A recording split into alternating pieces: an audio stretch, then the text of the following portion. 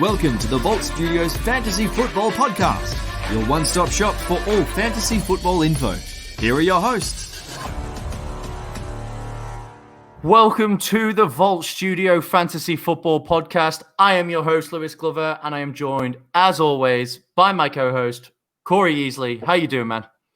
What's up, man? Long time no see. I know, it feels like it's been forever. We missed 1 week, and it feels like I haven't seen you in a lifetime. What's been going on?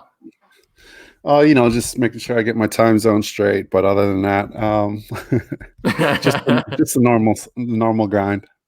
Yeah, the normal grind. Yeah, to pull back the curtain, reveal behind the scenes, there was some time zone and scheduling issues last week. We were supposed to have a guest on, and there was, we'll let it slide for Corey because he doesn't have any experience with dealing with the US to Australian time zones. He's I am American. we'll let that one slide. And but all that matters is we're back this week. We're heading into week 6. We've got a packed show. But before we get there, as always, let me remind you that our show is brought to you by Breaking Odds Memorabilia, who are bringing you some of the best authentic signed helmets and merchandise in Australia. Head on over to facebook.com/groups/Breaking Odds. And for those watching on YouTube, we appreciate the support. And you can see the Breaking Odds logo in the top right-hand corner of your screen. Head on over to facebook.com/groups/Breaking Odds. And also stay tuned because there is a big announcement coming from the Vault Studio in the next day or so regarding Breaking Odds and the Vault Studio and some stuff going on there. So keep your ears peeled for that. All right, man. There's been some huge pieces of news in the NFL. Some good, some bad, and really, I guess we need to start with the biggest news and some rough news was that Dak Prescott suffered a compound fracture in his ankle last week. He's had a successful surgery. Rehab's going to be anywhere between 4 to 6 months, and he'll be back. It just sucks for Dak. He was having a lights-out season. He was, in and around the MVP conversation, even though the team itself sucked, almost like last year, surprisingly, right? He was playing on the franchise tag, which sucks. He couldn't get the long-term extension done with the Cowboys. They've since come out and said that, Dak will be a Cowboy for life, rada. We'll see if that eventuates, whether Stephen Jones gets that deal done. But really, man, this just sucks. This one just stinks. To see no one dislikes Dak in the NFL. I think everyone likes the dude, whether you're a Cowboys fan or not. I know I certainly do. So it just absolutely sucked to see Dak. And, it was emotional scenes. Dak was emotional. His teammates were emotional. Just shitty situation. Yeah, definitely. You never like to see anyone go down with an injury like that. That's just brutal. Hopefully he doesn't have any complications, anything like that in his rehab or, any infections or anything like that where that could jeopardize his season or his career even. But hopefully it all comes back good. And, I really think, despite, the injury, he's pretty much going to be in the same situation he was going to be in regardless, just probably without, I guess with a little bit more of an injury history, but it was a freak kind of injury. So, he's either going to be franchise tagged again and getting tied at that even higher number, or, he's going to get a deal. So, it's really tough to see as far as the Cowboys go and NFL goes, because we lost, one of the better quarterbacks in the league. So, yeah, absolutely. Now, from a fantasy football perspective, obviously, if you drafted Dak, you invested quite highly in him, probably somewhere in that 5th, 6th round, maybe in single quarterback leagues, maybe even in the 2nd, early 3rd round in Superflex leagues. So, Superflex leagues, you're probably hurting badly. Single quarterback leagues, not so much, right? We've seen there's plenty of other guys who can come in and get you points on a week-to-week basis. Andy Dalton's come in now. He's going to be the starter.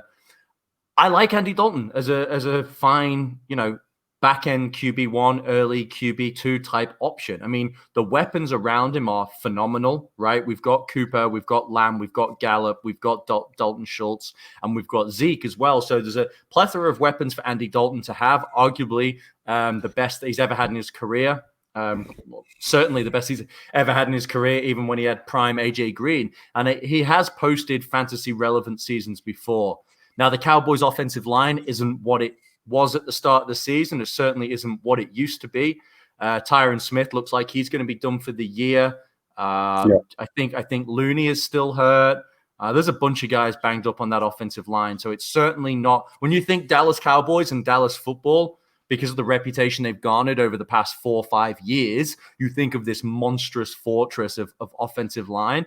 It's just not that way anymore. And it is kind of sad that absolute force has been wasted because, they had Dak on a cheap deal. They had this great offensive line, and they just, listed away with Jason Garrett and conservative play calling and really couldn't capitalize on the opportunities that they have.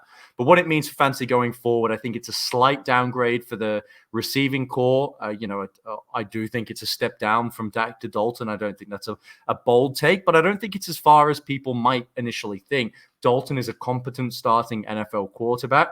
He could have been a starter for certain teams. He could still be the starter for the Bengals had they not decided to push the button and go full rebuild. Like, he's a starting quarterback in the NFL, in my opinion, in terms of his talent, and it is his resume of what he's done. He just happened to be stuck in a dysfunctional franchise that the Bengals are.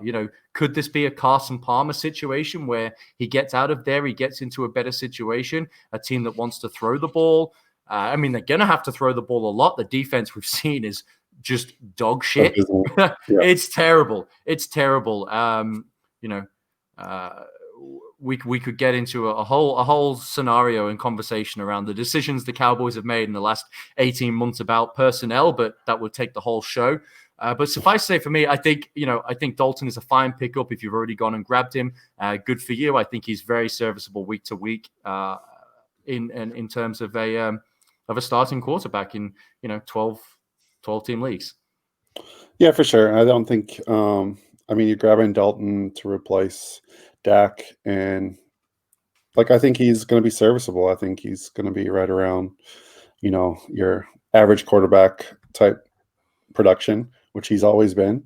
In some weeks there'll be a spike, in some weeks it will be a bit more brutal, but as we've seen from the Cowboys so far, no type of quarterback play was going to save them currently in the way they're playing defense. So right. Dak was playing out of his mind, and they're still struggling. So that being said, I still think Andy Dalton will be productive. I think you kind of have to worry about those, the receivers maybe taking a step back a little bit. CeeDee Lamb's been amazing. Amari Cooper has been Amari Cooper. Shouts to him. Very, very, very good. You mean? I don't know. I don't know. Yeah, whatever. But I just think I think you might have to just see how it goes with those guys. Obviously, if you're in a pinch and you got bye weeks coming up and happening this week as well, that if you can't afford to bench those guys, that's fair enough. But I think we have to kind of take everything that happens from now on with a little bit of a grain of salt. So yeah. And I'll just say Amari Cooper doing Amari Cooper things, wide receiver 10 with only 1 touchdown. So let's go. Snaps for me, Amari Cooper, baby. Okay. Just saying, man. Just saying. All right, let's move on. In a move that was, I guess, surprising, but not really when you consider the organization that's done it. Arguably the worst free agent signing in recent memory. LeVeon Bell has been released by the New York Jets. He earned $27 million for them for about 16 games he played for them or something like that. He rushed for about 40 yards in total, had like half a touchdown. They just truly an awful spell in his career on the Jets, LeVeon Bell. He's been released now.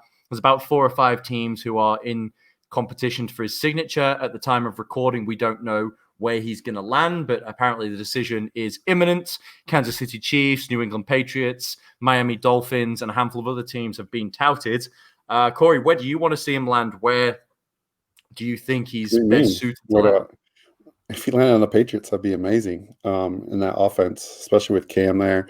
I think they were, up until the COVID happened, they're the number 2 rush offense in the league. So I would really like to see him land there. That would be a nice pickup because that just gives him another person to throw to as well. Because I don't think I mean, we'll get into LeVeon Bell a bit more later, but Sure. yeah, I think that would be a nice spot. Obviously, the Chiefs would be good too. Yeah, that's the big news. And I did go out and I made a few waiver claims just to get LaMichael P. Ryan. I mean, this is a guy you're probably going to be able to jam in your flex if he can, start to get work away from Frank Gore. Frank Gore's been pretty much rostered by everyone because Bell was on IR, but P. Ryan was available. They might want to see what they have in the rookie. There's not much to say there. You don't get too excited about it, but with the running back landscape the way it is, if you got a guy who's potentially going to get 50% of the work, even on a terrible offense, and with bye weeks and COVID and all this shit, P. Ryan is someone that might end up being in your flex for 1 or 2 weeks. So yeah, he's someone I've been picking up. But yeah, the big news there is Le'Veon Bell being released. Dalvin Cook. Stop me if you've heard this before, but Dalvin Cook is injured. He's got a soft tissue injury, groin. Not too severe. Weird, it's right? Weird. Yeah. I love my boy Dalvin, but shit, come on. Got to stay healthy, man. It's not that severe. He may be out this week, which would put Mattison into love Madison. I know you love Madison. He's good. He couldn't get that 4th and 1 done to win them the game, but Madison had a good game. He certainly had a good game when with Dalvin Cook going down, and they've got a beautiful matchup this week against the 0-5 Atlanta Falcons. So if Cook is out, fire up Madison for sure. Like he's obviously he's like a top 15 play on the week, I would say. He's going to be chalky AF in DFS, so I'll probably be steering away from there, fading the chalk on that one. But yeah, he's very much playable in season, in redraft leagues and all that kind of stuff. So, in deeper leagues, Mike Boone is someone who might get a couple of carries as well. I love Mike Boone. Just dude, he's a freak athlete. He's got crazy burst. Yeah, every time he plays, he does something good, and he just never plays. So. Yeah, that's the thing. I mean, he's stuck third on a depth chart of a great running back group, right? I mean, arguably behind the Cleveland Browns, the Vikings running back room is probably okay. The Cowboys is pretty good, but that's probably your top 3 running back rooms. Honorable mention to Mike Davis as well, who's just been balling out in the absence of Christian McCaffrey. Made me look like a clown because a few weeks ago I was like, I'm not buying the Mike Davis hype, and he's certainly proven me wrong. And the Panthers have, hot take alert, the Panthers have looked maybe a better offense without Christian McCaffrey. Maybe. And they gave him the largest running back contract in history. Why you don't pay him? Funny that. Le'Veon Bell. Maybe probably shouldn't have paid him. Christian McCaffrey, questionable. Todd Gurley, David Johnson. You never pay running backs. Stop doing it. Anyway, that's Dalvin Cook. You alluded to before, but Cam Newton is going to be back now. He's been activated or he's tested negative, whatever the protocols are for COVID. Cam Newton is going to be back under center for the Patriots. They're going to go put a hurting on the Denver Broncos at home, and Cam Newton put him in as a top 10 quarterback yet again. Yeah, I love Cam. I think obviously he's probably just chomping at the bit to get back out there. So it's kind of, I guess. Yeah. And he's not been sick either, right? He's not been sick. He's been fine. He was asymptomatic, so he's not been dealing with any symptoms. He's not he'll be in isolation, but he'll be able to work out at home, stay active, continuing to study the playbook, working with the virtual team meetings, all of that kind of stuff. So I expect Cam Newton to step right back in where he left off and be a fantasy contributor right away. And he looked very, very, very, very good. And then the final name I've got on my list here, Corey, feel free to add any once we wrap up this one, and that's Keenan Allen. He left the game early with back spasms, fucked up one of my multi-bets. Thank you, Keenan Allen, because I was coming in hot on that one. But Big Mike Williams, my guy, Big Mike, looked phenomenal. Contested catches all over the place. Unfortunately, they're going into their bye week, so if you went and picked up Mike Williams, you're not going to play him this week, and Keenan could be back. But with this offense, with Justin Herbert on the center, they're throwing the ball more. He obviously has got a hard-on for Keenan Allen. He's targeted in mass 35% market share at the moment. But Mike Williams is making plays. And a little nugget that I teased out of Hard Knocks way back when, which seems a lifetime ago now, even though we are in week 6. There was a clip, and I never really saw people talking about it too much, but Anthony Lynn, he said, if a guy performs well in practice and in the game, and he does what we ask of him, I will go to the offensive coordinator's office and make a point to say, feature this guy in the game plan this week. Now, whether that holds over from week 5 through to week 7 with all the practices they have going and that kind of stuff. But Mike Williams came out and was phenomenal, right? He just making spectacular catches. He looked great doing Mike Williams things. And I just think that he's earning himself a bigger role in an offense, especially in the absence of Austin Eckler, who still isn't going to be back for probably a couple more weeks at least. So I do think that Mike Williams could see a more expanded role going forward because he offers something so different to Keenan Allen. I mean, they sort of paired together. They're an incredibly diverse set of receivers that give the Chargers a bunch of options. So what are your thoughts on Mike Williams? I'm going to leave Mike Williams there, but I'm going to say buy all pass catchers in this offense. This passing offense is, I think, number 8 in the league, and they faced the toughest passing defenses so far. I listened to Warren Sharp say that today on The Ringer. So the issue has been the play calling. So the Chargers just refuse to throw the ball in prime situations like early downs. But Herbert and this passing offense, yeah, go ahead. I was just going to say it's weird that the team that has a former running back coach as a head coach doesn't want to throw the ball on early downs. Right. I mean, analytically, they're making huge mistakes. Like they could definitely take advantage of what they're doing offensively in the passing game.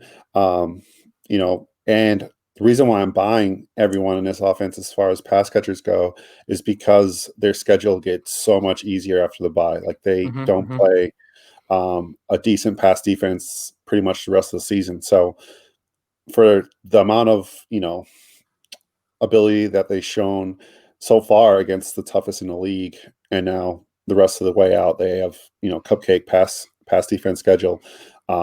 Look to take advantage of that as much as you can. So if you can get Keenan Allen for cheap, because he is banged up. I know he has flashed with Herbert, but I think you could still probably get him for a decent price. So definitely try to get him and grab Mike Williams while you can. Yep. I agree with that. And I'll just add a couple more bits onto the end of that and we can move on. Hunter Henry is playing on the franchise tag this year. Now, I don't know whether they get a long-term deal done. They may or may not. But someone I'm scooping up in deeper dynasty leagues, certainly, especially ones with a tight end premium or start multiple tight ends, is Donald Parham, who's scored a touchdown this season. He came out of the XFL. He's an uber athlete, like just a freak athlete. And I think he might have the chops to be a starting tight end in this offense if Hunter Henry does in fact move on. So that's a deep little dynasty nugget that I'm on there with Donald Parham. Thanks, Lewis. You're gonna do my homework for me for dynasty sleepers for DFS. There you go. You're welcome. You're welcome. Just 10% onto my PayPal, no problem. And the other thing I was gonna say is there's been a lot of hype around Joshua Kelly, right? And, he was getting opportunities whilst Austin Eckler was there. Austin Eckler's been hurt. Justin Jackson is a better running back than Josh Kelly. Based off what I've seen, and based off, Justin Jackson was PFF's highest or second highest graded running back last year. This kid can play. And, Austin Eckler's obviously going to get feature duties when he comes back, but I think Justin Jackson's doing enough to start taking those opportunities away from Kelly. And, he was one of these guys that got a lot of hype on Twitter. People were drafting in. There's a lot of buzz around him in dynasty leagues. If you can move him for a future 2, I'm doing it all day. I'm happy to take the chance that, he might amount to nothing or he might amount to something, depending on what happens with Austin Eckler and Justin Jackson moving forward. But certainly I'm ready to not pull the plug, but I'm happy to take a calculated risk and move and make a small little profit, a tidy profit on what you would have paid for Josh Kelly in Dynasty League. So I've been moving on from him. I've scooped up Justin Jackson in a few places. And yeah, I think Justin Jackson is the superior running back.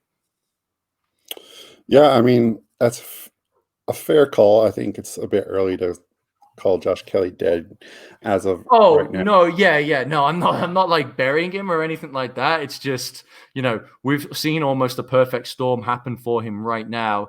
Austin Eckler's gone down. He got, he was getting opportunities while he was there. Whilst Justin Jackson was hurt to start the year, he was banged up. So I'm not declaring him dead. He could still have like a good NFL career, all that kind of stuff. I'm just talking about like the risk and how I play Dynasty and stuff. I can make a little profit on this guy now. I'm moving for sure. through it. That's where I'm at. That's where I'm at. All right. Was there anything else you wanted to discuss in the news, or shall we move on? Nah, we'll mosey on down the road here.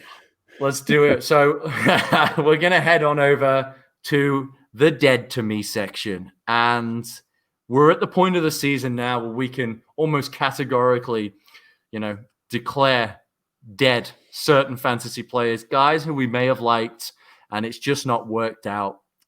Corey, I'm going to give you the floor. I'm going to invite you to go first. Who is dead to you this year?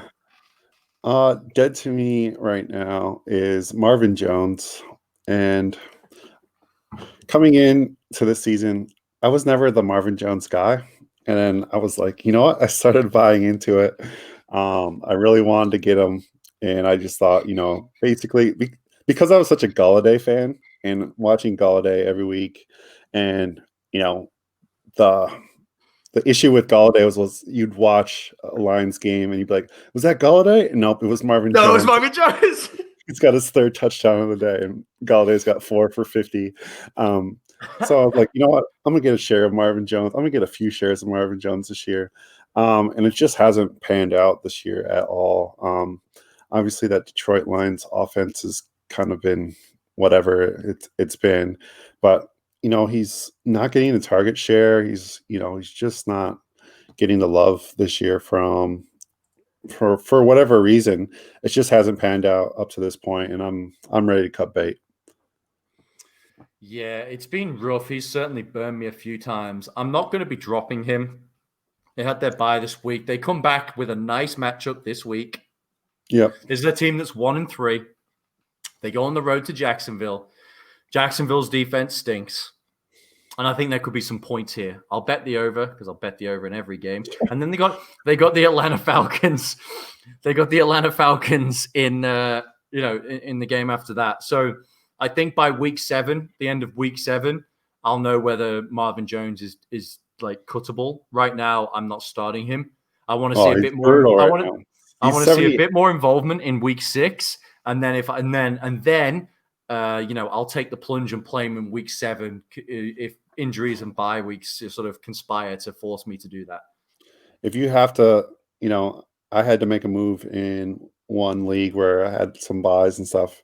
I needed a roster spot. I just swapped him out. So threw him to the waiver wire this week. So if you need a spot, I understand like holding because they just came off their bye week to see kind of what might happen. But at the same time, I don't have a problem cutting bait at this point.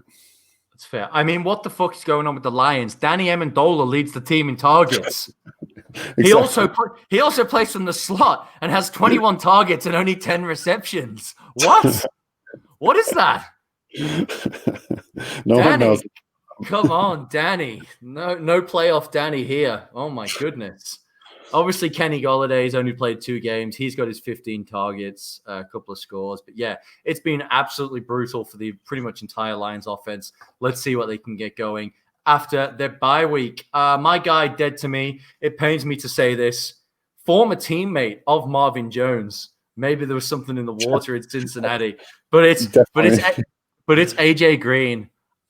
I tried, man. I flew the flag. I was the standard bearer. I carried the torch for the first 4 weeks of the season. And I was the guy on Twitter. But the air yards, but the targets, it's going to happen. Because he had 13 targets in one game. I was like, this has got to happen, right? The opportunity is there. The production and the points will come. But the targets have dropped off. T. Higgins is getting more opportunities. Now he's banged up. And he just looks washed and disinterested. Now, maybe he goes to another team and sorts his shit out. I just don't think he wants to be on a team that's this bad. No one's taking him on in that contract. He's on a franchise tag, man. Like it's all guaranteed. Like the Bengals have already like been on the hook for it all, right? He can go to a team and play for a real small portion, I believe. Did he not?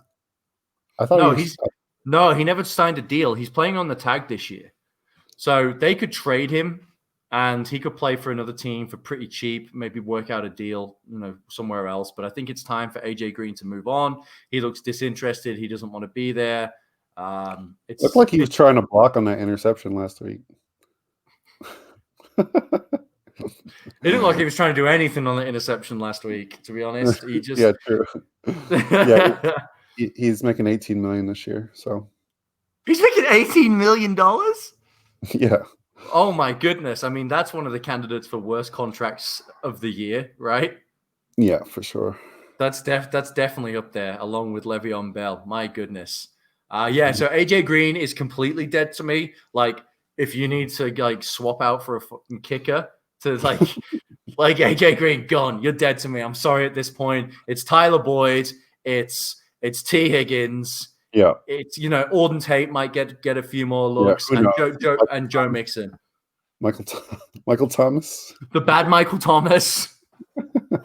Maybe he's the good Michael Thomas now. The not suspended Michael Thomas. That's where we're at. The not suspended Mike Thomas. Drew Sample. Yeah. Yeah. Yay. But yeah, it's been brutal for AJ Green, and it does make me sad because the opportunity in the first few weeks, I was like, yes, this is going to be a draft steal. This is a guy I was taking the plunge on. We talked about this on a few shows in the preseason. I was happy taking on that risk with AJ Green, but unfortunately, it just hasn't played out the way that we, or certainly me and many others, thought it would.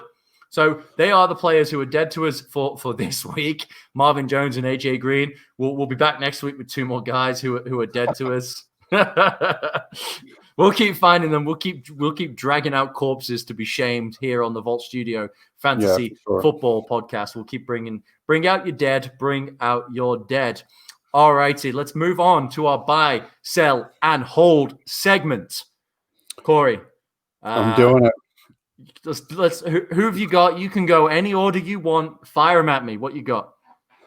All right. Well, this is a bit tricky, and I'm probably gonna get some flack for this one, but I'm gonna hold Brandon Cooks because that's my guy. Was on him from day one, and it was always going to be tough getting incorporated into a new offense.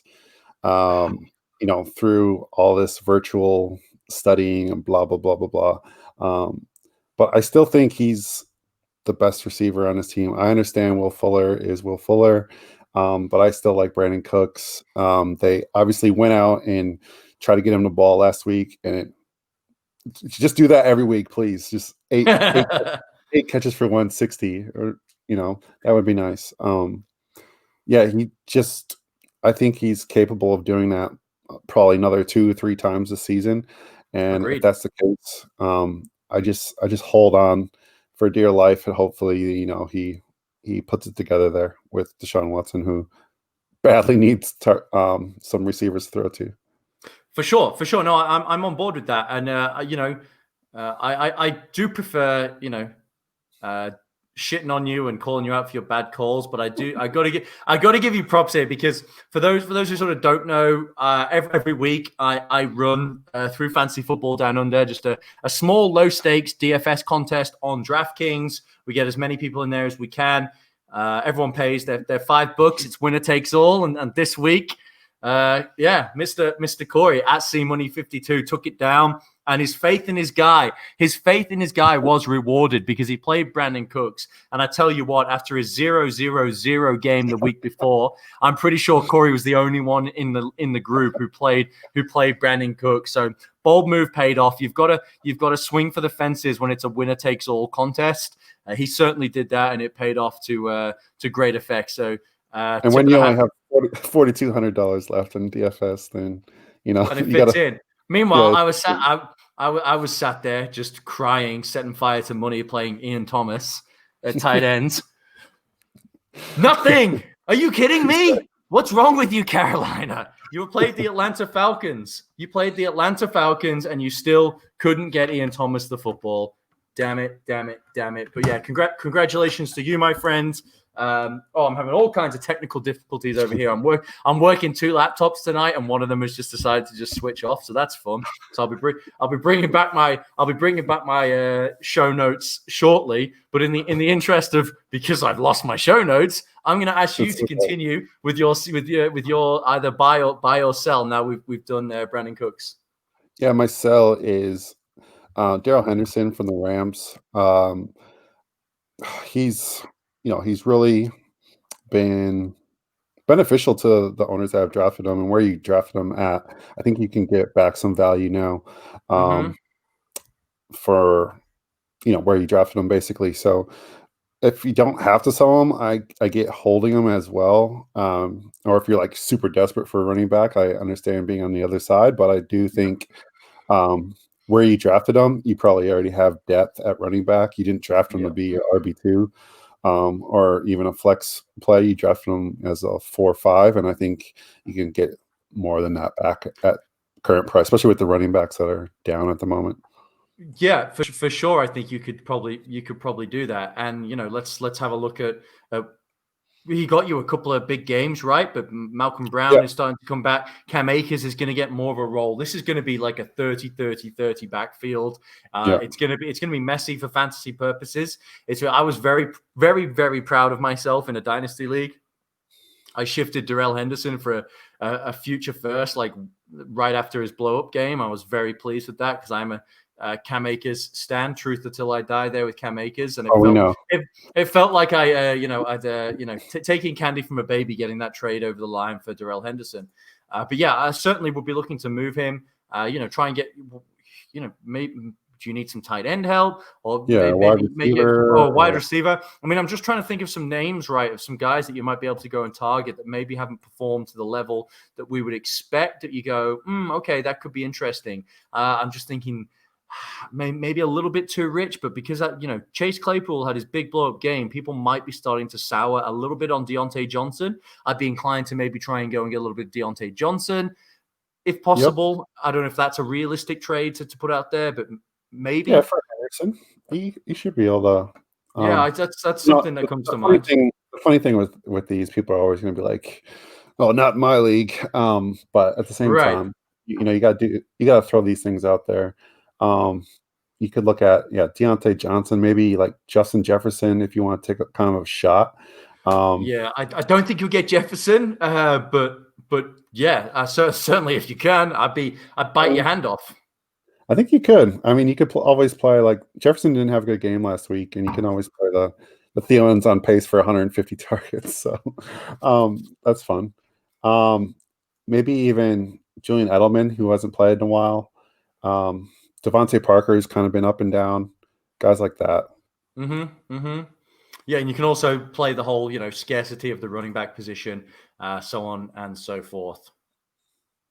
For sure. Right, I've got my notes back, my laptop's back up and running. But since we're on a roll, I'm gonna let you finish off. I'm gonna give you the floor here. Give the people your buy. All right, my buy is Laviska Shenault. Grab him wherever you can because this DJ Shark injury, I think it's going to linger. He ended last season an ankle injury, and he just never really got right. I was never a DJ Shark guy, but I understand he's very important in offense. But Chenault's become that kind of bailout safety blanket receiver, and he's getting tons of targets underneath. And it's only a matter of time before he breaks, some of those and get you some big yardage games as well. And I think. He's going to score. I think he'll score 4 or 5 touchdowns this year. He only has 1, I think, so far.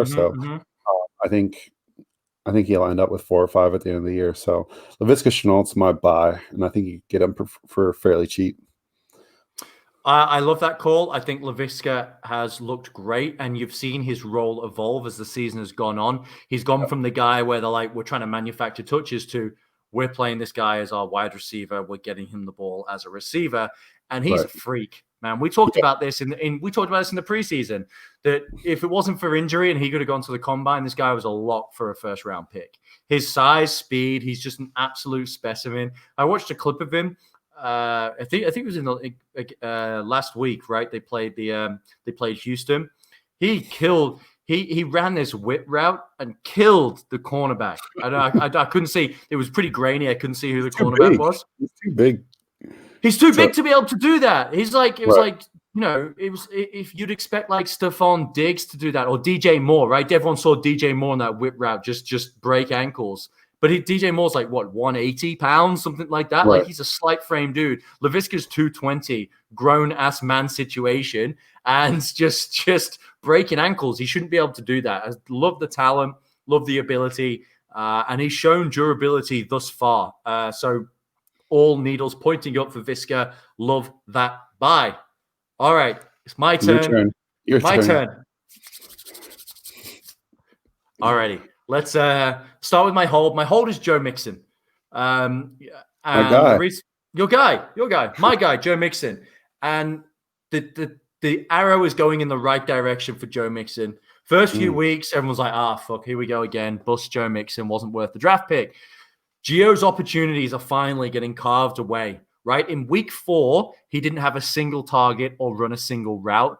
And in week 5, he didn't have a single carry either. The opportunity is getting further and further away. Mixon had a 90% opportunity share in week 5, which was second highest at the running back position, and finished as the running back 18 in week 5. Obviously, it was a brutal matchup, right? We saw how badly the Bengals offense got beaten up by the Ravens defense, and still he was running back 18 because he had all of that beautiful, shiny, delicious opportunity that we want in fantasy football. He had 6 catches in me. Yes, this is what we want. Now he goes against the Colts, another difficult matchup, but nowhere near as brutal. And he's a fringe RB1 for me this week. But this opportunity, if he's going to get 85% plus opportunity moving forward, which I think is likely, this guy, he's got top 5 upside. I love Joe Mixon. The talent's there, and he's doing it in spite of just horrendous offensive line play. So Joe Mixon is my hold at the moment. The reason why he's not a buy for me is just because the guys who drafted him, certainly from my perspective, I'm sure it's the same for you. I'm not ready to move on from, I would not be selling him. I've had a few trade offers come in and I've swatted them away because I'm confident he's going to turn this around, and I'm certainly not selling either. So that's where he is for a hold for me. My sell, rookie of the week, the guy who had the big blow up game, Chase Claypool. I mean, to me, has there ever been a more screaming sell? And this has nothing to do with his talent or what I think about him as a prospect. It has everything to do with your love for Juju and Deontay. Well, A, yes, but B, we're just talking about simple opportunity. And before I move on to why we should sell, I don't want to downplay what a tremendous performance it was. I'll also say this is likely going to be the greatest fantasy game of Chase Claypool's career. Like 40-odd points, he might never eclipse that again in his 4th game. So some of it was, great play. There was also, shitty coverages. He got the manufactured touchdown on the sweep into the end zone, and then there was the touchdown, which was like a quad bunch formation, and the other receivers did their job, and he just strolled into the end zone. So he made some plays. Some opportunities were manufactured for him. Take all good stuff, right? The 4th touchdown, and everyone remembers this, he got a free release on a linebacker. Big Ben saw it, audibled the play. The entire world knew what was coming, right? There's a big open gap in the seam. He's matched up on a linebacker with the biggest open cushion you could possibly ever want. Big Ben told the whole world the ball was going to Claypool. He stoned the linebacker and scored. It was just horrific defense by the Eagles. But here's where I'm concerned. Deontay Johnson was out most of the game. He got like a knock to the back. Then the opportunities came for Claypool. He also did it against the Eagles, who are ranked 29th in pass DVOA on Football Outsiders. Yeah, they're not good. And right, they are not good. He only ran 24 routes, which was like 40 or 50th at the position. I stopped counting down the Excel spreadsheet because there were so many receivers that ran more routes. Now, the good news is he had 70% of the team air yards. And you're like, ooh, that's good. But Big Ben isn't dropping back and going deep either. So 70% is a huge number. but it's 70% of a pretty small pie. The Steelers were 22nd in air yards in week 5.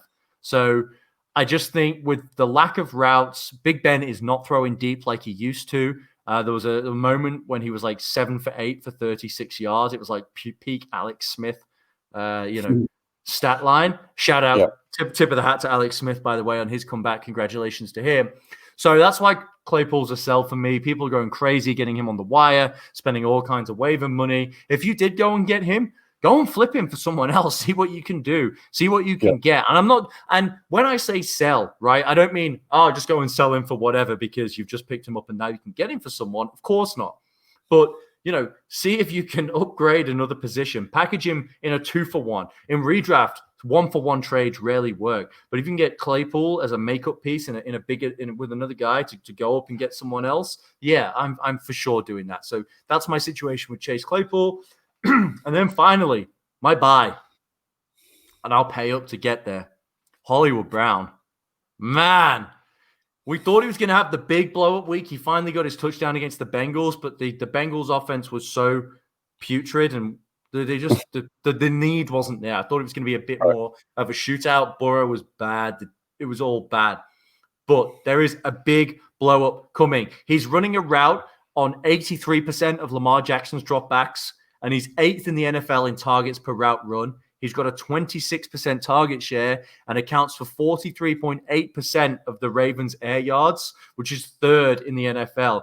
It's like Adam Thielen and I think DeAndre Hopkins, and then Hollywood Brown in terms of percentage of team air yards. The opportunity is just off the charts for this kid. He's super talented. I'm going to keep playing him in DFS. I'm going to keep playing in my lineups. The blow-up games are coming for Hollywood because it's Mark Andrews, it's Hollywood Brown, and it's no one else in that offense. Boykin, Snead, Duvernay, they're not a thing like week to week. They might have occasional plays, but that's all they will be. This is Andrews and Hollywood is currently the wide receiver 30, and I would not be shocked by the end of the season if he's a top 15 wide receiver.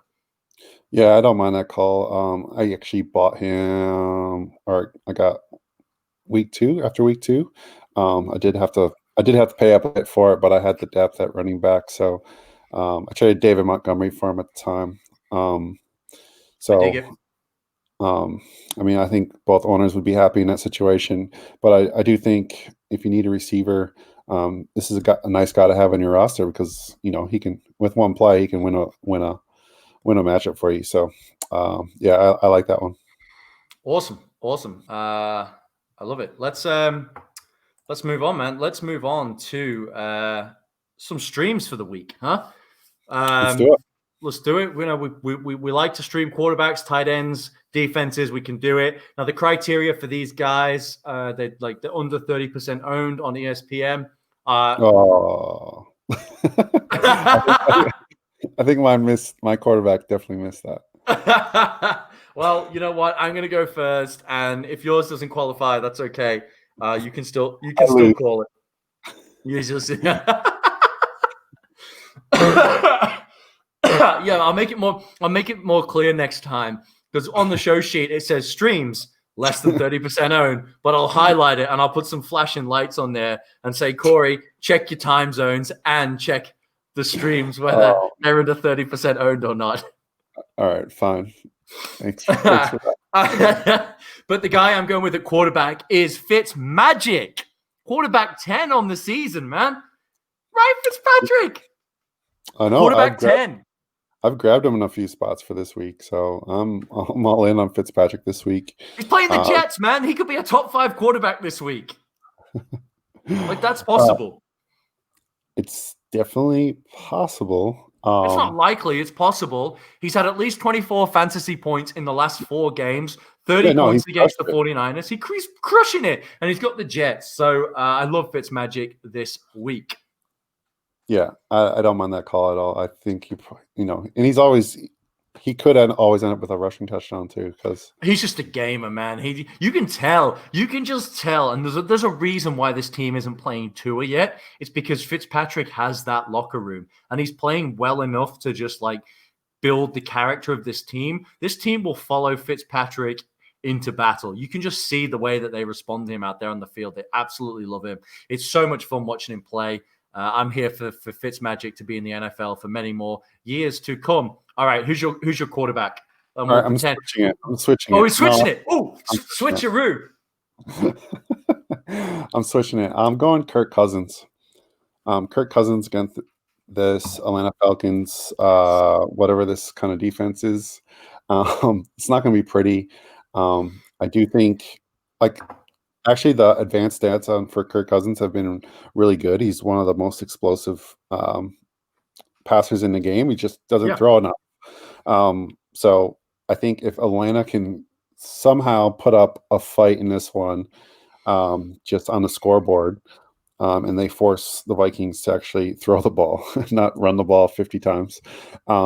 I really like Kirk Cousins in this spot. I think, Thielen's in another really nice spot as well, and those receivers, Justin Jefferson as well. It'll probably lead into one of your other streamers, but yeah, I like Kirk Cousins this week.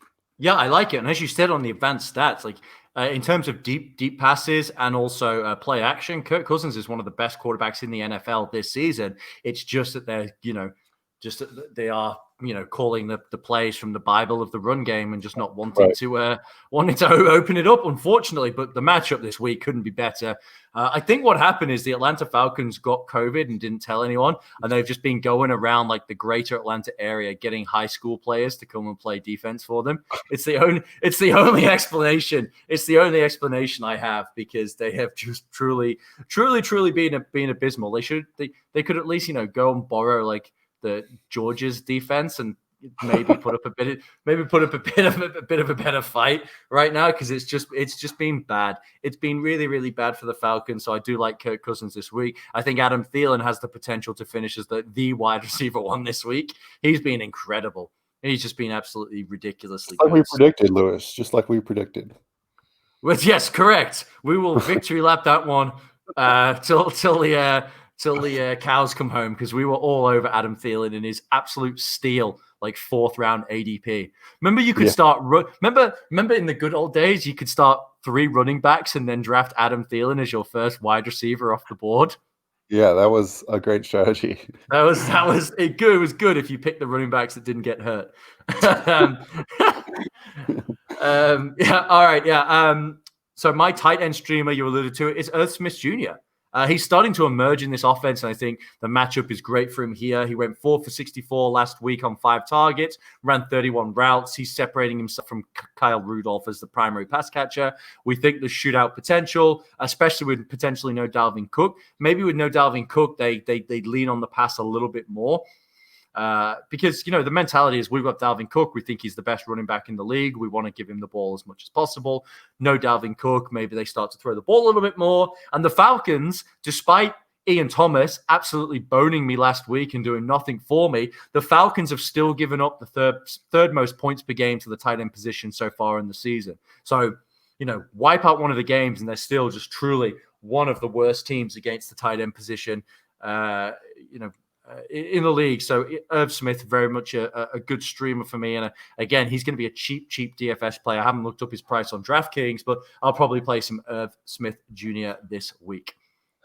Yep. That leads to mine, who people probably really haven't been paying attention to. That's Trey Burton of the Colts. Obviously, a lot of people have been paying attention to Mo AlieCox. However, Mo Alie is, he's an athlete, but I don't think he's exactly what the Colts are looking for as far as route. He is an athlete. My goodness. But he's very raw, so I should put it that way. And I think he's more of a project for them. But Trey Burton's been getting more and more snaps. He's getting he's right there with the dad runner, Jack Doyle, on that offense, and they don't really have any pass catchers whatsoever. Trey Burton's getting used a lot more, and I really like him in this spot because, like I said, there's not a whole lot of weapons on this Colts team at the moment to look at. So Trey Burton, I think, is better than the dad runner, to be honest. So it's only a matter of time before he gets, even more of the work here. Well, Trey Burton's Travis Kelce light, don't you remember? Yeah. Okay. Yeah. No, for sure. No, Trey Burton's a heck of an athlete. He is not a dad runner. That dude is certainly an athlete, and yeah, he is getting more involved. Mo AlieCox, he's big, former basketball player, but he is only like 6'5", man. I don't even think he could handle you one-on-one. I don't think he's got the size. You might now. 1v1, who wins? Corey or Mo AlieCox? 6'9", Corey. We'll have to tease that out. Maybe we should tweet him. Yeah, we'll start chirping him because players love when you tag them with shit like that. Yeah, I'm sure they really appreciate it. This just got me thinking though, talking about like what we need to do is we need to get a sponsorship for the podcast for like big and tall clothes, and you can be like the spokesman. You can be like the guy, let's do it for guys. For guys who need like triple XL shirts. Yeah, the double XL tees, man, they're hard to find, bro. They're hard to find. Oh shit. Dude, what size are your feet? Size 14. Those are hard to find as well. I was gonna say, like, I'm like 12 and a half to 13, depending on it. Like, I've got weirdly large feet for my height. I'm only 6'2". It sounds like you've got abnormally small feet for your height. It sounds like I know it sounds crazy to say, but it sounds like size 14 feet, like, is small for a guy who's 6'9". Maybe. I don't know. Maybe that's why you're so nimble and such an athlete, and why you could dominate Mo AlieCox in a one-on-one. I didn't say that, but I'm pretty sure if we roll back the tape later, we'll hear Corey say, "Oh yeah, I could take Mo Ali one-on-one." Your words. All right. I'm lost. Where are we? Oh, we're on to the defenses. Defenses we're streaming. I like both of the ones we've got here. I'll funny. Take what. Yeah, I read yours and then I just was like, you're like, I'll take the other side of that coin. I'm taking the football team against the New York Giants. The Giants are 28th in pass block win rate. The offensive line stinks. Weirdly enough, Washington are only 26 in pass rush win rate, but I think they're better than that. I think this pass rush will get better. They've got all the talent there, and they're going up against. I refuse to call him Danny Dimes anymore. I'm re-nicknaming Daniel Jones Danny Dollar Store because he is a cheap imitation of an NFL quarterback. He's played 18 career games. Get this, 18 career games, and he has 17 interceptions and 22 fumbles. How do you fumble the ball 22 times in 18 games? What is that about? Danny Dollar Store, sort your shit out. But I think Chase Young is going to eat Andrew Thomas's lunch, breakfast, dinner, and his girlfriend or wife if he has a partner. Chase Young is coming for it all. There's going to be sacks galore. There's going to be turnovers. I think the football team is very much in play as a streaming defense and in daily fantasy. Yeah, for sure. And I'm going the other side of that one. I'm taking the Giants because that Washington offense is abysmal. Yeah. Wow. And as much as I love seeing Alex Smith back, please don't put that man on the field anymore. Yeah, I know. Just let him hold the clipboard and look nice on the sideline. Because I was holding my breath. Aaron Donald, like the second play of the game, just grabbed him by the shoulder pad, and I was like, "Oh." I did have to laugh. I saw a very, very funny tweet. There's like a gambling guy called, I think his name's Joey Nish on Twitter. I can't exactly remember, but he was like, guys, fuck this, everyone like worried about Alex Smith. If he wants to sack up and get out there, I'm calling every blitz play possible and sending the house after him and trying to get, and they did, right? And right. But yeah, I like this call. I was weighing up Giants football team. I think both of these defenses. I think I always say I want to bet the over. I think this is a game I'm going to bet the under in. For sure, because I think it could be bad. All right, that is our streams. Now we're going to debut a new segment right here. We're going to bring in JA and we're going to enter into the fantasy football court. Hello, guys. Hey,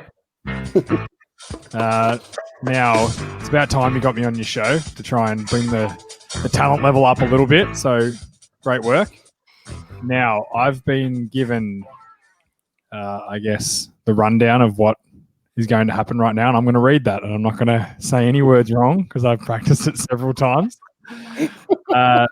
So in today's matter, the plaintiff, Corey Easley, is suing the defendant, Lewis Glover, for what he claims was negligent advice to draft Kenyon Drake in the first round.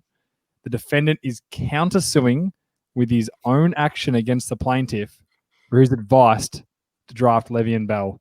I will start with the defendant. Lewis, how do you play? Not guilty, Your Honor. Okay, I want to hear your story on why you were not guilty to start with. Well, Your Honor, it all comes down to my defenses. It's strong, it's clear, it's very simple. And in the world of fantasy football, we all preach and practice the dogma. Process over results. And I'll be the first to admit the results of Kenyon Drake. Overruled.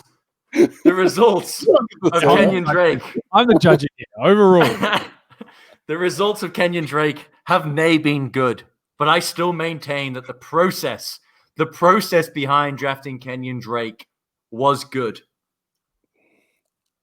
Now, he is currently the running back 32. Granted, not good. However, he does have the 11th highest weighted opportunity share at the running back position. He's also 5th in carries. So there is work coming. However, the Cardinals have become a more pass-heavy team this year from last year. They've gone up 3%, 54%, up from 51% in neutral and positive game script situations. And therein lies the problem with Kenyon Drake. What we anticipated his receiving usage was going to be, his 4.4 targets per game in 2019 on the Arizona Cardinals has been siphoned off by this pretender, this joke, Chase Edmonds, this nobody. This fucking no, Mark. No, that's gonna Hopkins. We'll allow it. The court will allow Hopkins to take the targets. Chase Edmonds is getting 4.6 targets per game. That's 3 targets per game more than he was getting last year. Now, my thesis on this is that Kenyon Drake, the injury that wasn't an injury, the walking boot that didn't need a walking boot, Kenyon Drake was more hurt than he led on coming into this season. This has affected what they want him to do in the passing game. He's not getting the targets. They're taking him off the field. The process was right. The results have been... What you're telling me, I rest my case. To all this information, you're telling me that a guy that he still gets enough carries to be productive, but he isn't productive, which to me is the definition of a bad fantasy football player, which means the offensive line stinks, Your Honor. They don't. They're not that bad. There's worse. Oh, there's worse, but I am going to rule in favor of the plaintiff, Corey Easley, on this one. This is bullshit. I object. But don't make me go and get my gavel, as I called it earlier. Gavel. My gavel. But you have won that case, Corey. But now you have to. How do you play against the countersuit of the advice to draft LeVeon Bell? I suggest you include Adam Gase in this defense. Oh, thank you. I already had that in there, Your Honor. So the curious case of LeVeon Bell. Well, let's be honest here. Everything that we thought coming into the season with the Jets offense has actually become true, which never really happens in fantasy. A lot of fantasy pundits out there think they know what offenses are going to look like. Well, the Jets are exactly what we thought they might look like. They are absolutely horrendous on offense in all phases. I would like to say that, this is kind of a gift for LeVeon Bell fantasy owners, for him to get out of that situation and potentially land in, a Kansas City, a New England, potentially a better opportunity for him to produce at a high level. So just looking here, using at Scott Barrett, DFB, I would like to insert this as evidence. Ryan Tannehill, introduced to the court. Ryan Tannehill with Adam Gase, 89.0 passer rating. Without Gase, 115.4, leads the NFL. Robbie Anderson with Gase, 10.1 points per game, 55th wide receiver overall. In 2020, 18.2 points per route per game. Devontae Parker with Gase, 8.1 points per reception. Without Gase, 15.1. And LeVeon Bell with Gase, 13.5 PPR points per game. So with all this information, why did you then recommend Objection, Your Honor. If you have all this information, how bad everyone is with under Adam Gase. Exactly. So he is now what? I'm trying to defend the fact that you have Le'Veon Bell, that you drafted Le'Veon Bell. You're saying it's But going you to still turn around drafted for him you. on an Adam You're Gase saying team things are on gonna a get terrible offense. No, I like the angle, You're getting Corey. bailed out. You're getting bailed out in the same bailed out. I have donkeys. been bad The advice. same Now it's good. It's going to turn The around. same donkeys that drafted Le'Veon Bell are getting bailed out, just like the donkeys who drafted Leonard Fournette got bailed out when he got cut by the Jaguars. You know what donkeys aren't getting bailed out? The ones that drafted Kenyon Drake in the first round. I tell you right now, Kenyon Drake, and I'm laying it all on the line here in a rage of emotion. Kenyon Drake will score more fantasy points than Le'Veon Bell from this day forth till the end of the season. Oh no, you've gone and done it. Now you put that on the board. Just due to the total disrespect Lewis Glover has for this court, I am ruling in favor of Corey Easley again. Are you shitting me? Objection, Your Honor. I will be appealing this. Season around. He's escaped Gase. Now, I thought Gase would get fired, and that's how he'd escape him. But he has escaped Gase. He's going to land somewhere really sore. Yep. This is a show trial. This is a Trotsky level show trial. The verdict was already decided before this was started. This is collusion. This is fixed. Yeah. And Corey lined my pockets heavier. I'm going to put it out there. I'm a judge that can be bought, and Corey bought it. He bought it with that beautiful smile, Lewis. That's how he bought it. This is bullshit, Your Honor. No, I'm sorry, Lewis. I rule in favor. I rule in favor of Corey Easley on both. It is decided. It is decided. Okay. This has been awesome. This is so good. I think we got to make this a fixture. That was great. But I for real, in my rage of emotion and slightly Shiraz-filled decision making. Shout out to Hardee's if they want to be a wine sponsor for the podcast. Go ahead. Hardee's The Chronicles. Thank you. Bit of delicious Shiraz there. Kenyon Drake will outscore Le'Veon Bell in fantasy points from week 6 onwards. Points per game. Done. Points per game. Done. Oh, shit. Lev Bell's going to have like 2 games and that's it. And it's going to be huge. That was great. We'll keep the court rolling through the rest of the season. But we'll wrap things up with our last little segment here. We'll bring in the top sport bet of the week. Head on over to topsport.com.au. Choose the Vault Studio as your referrer. And the bet I've got this week, I couldn't believe it. They're still offering odds, season-long odds on receiving yards, rushing yards. And the one that caught my eye was a young Mr. Calvin Ridley paying $9.50 to lead the NFL in receiving yards. And the reason, Corey, I like this one, he's currently 5th. He's about 40 yards off DeAndre Hopkins' pace, who leads the NFL right now. Julio Jones is banged up. He might not play week 6. Maybe he re-aggravates the injury. The Falcons are winless at the moment. I mean, I like the Vikings to potentially win this game. The Falcons could be 0-6 by the time Julio's ready to go again. They just gave him a new contract.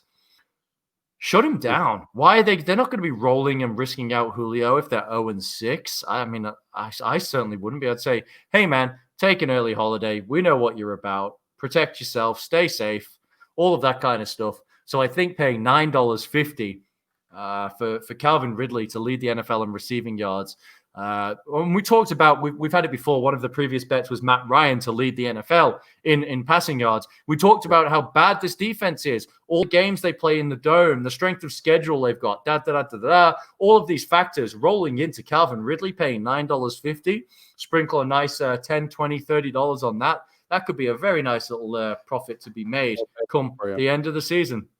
Yeah, I don't mind that at all because I do think if this injury lingers, I don't see why they should play him. at all. I think it'd be kind of like a hate to say it, an AJ Green situation from last year, where they're just like AJ just come back next year and not be terrible. But I don't think Julio would mail it in like AJ. But yeah, I could see that happening. I don't think that's a bad take at all, especially at $9.50. Yeah, it's the $9.50 price, or what is that in US odds? Plus 9,500. Is that how that works? Plus 950. 950 plus 950. Yeah. Nice. Those odds are crazy. You guys need to sort that odds making situation out. I know you're new to betting and stuff in the States, but those odds have got to be changed. I'm sorry, Corey. That's fine. I like doing either one. All right, man. I think we'll wrap it up there. We've just gone over the hour mark. This was a ton of fun. I'm glad we're back. Yeah, we'll be back next week. We won't let Corey handle the time scheduling situation moving forward. We'll make sure that we are ready to go. So thank you to everyone who tuned in and watched. If you enjoyed this, please go ahead, subscribe. If you listen on Apple, please leave a 5-star rating and review, and we'll help that algorithm bring other people to the Vault Studio family. And yeah, if you announcements coming up, so big announcements coming up. Big announcements coming up. Stay tuned. But that'll do it for this week. Thank you, everyone, for tuning in. For Corey, for producer James, I'm Lewis. Take care, everyone, and we'll see you next week.